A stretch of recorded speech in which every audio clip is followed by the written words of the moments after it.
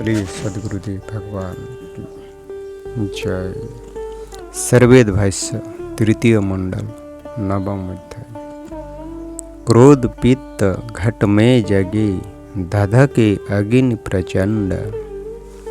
बुद्धि विवेक विनाश का धर्म करे बहुखंड।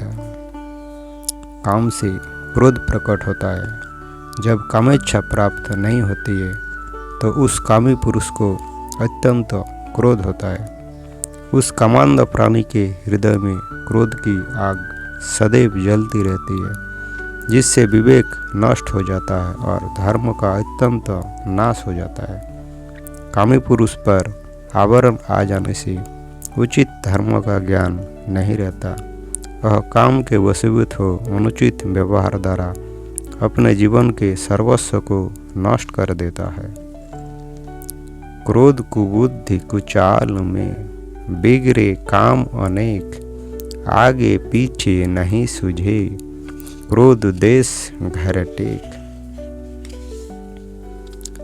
वह अतृप्त कामी क्रोध से बुरे आचरण द्वारा अनेक अच्छे कार्य को भी बिगाड़ देता है और उससे आगे पीछे नहीं सूझता।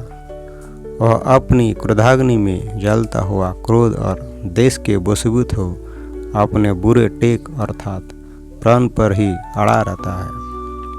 यही काम से उत्पन्न क्रोध का लक्षण है, जो राग से उत्पन्न होता है और विघ्न होने पर देश अर्थात क्रोध प्रकट होता है।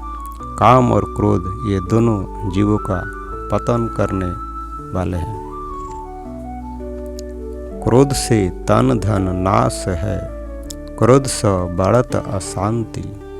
क्रोध से सुख गुण नाश है, होई जीवन जग क्रांति। क्रोध से शरीर धन दोनों का नाश होता है। क्रोध में बुद्धि ठिकाने नहीं होती है, इसलिए जीवन में अशांति बढ़ जाती है। इसके द्वारा संसार के सुख और गुण का नाश हो जाता है। सांसारिक जीवन में क्रांति हो जाती है, जिसके कारण जीवन का अत्यंत अधोपतन हो जाता है। तृष्णा जग जीव सांपिनी, खाया सब जग झारी। पूर्ण कभी होवे नहीं, चिंता चाह पसारी। तृष्णा रूपी सांपिनी संसार के समस्त जीवों को खा गई। वह कभी पूर्ण नहीं होती। वह सदैव अपनी इच्छा और लोभ को पसारे हुए रखती है। लोभ धार बाहर रहे, जग विषअन महरात। और मिले कुछ और हो, लोभ बढ़त दिन रात।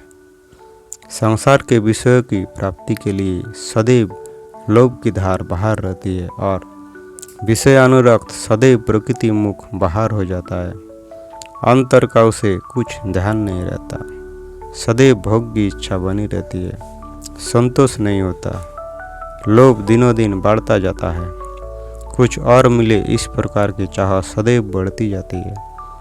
लोभी पुरुष को संतोष न होने के कारण चित्त में कभी चैन नहीं रहता। बोलिए सदगुरुदेव भगवान जय।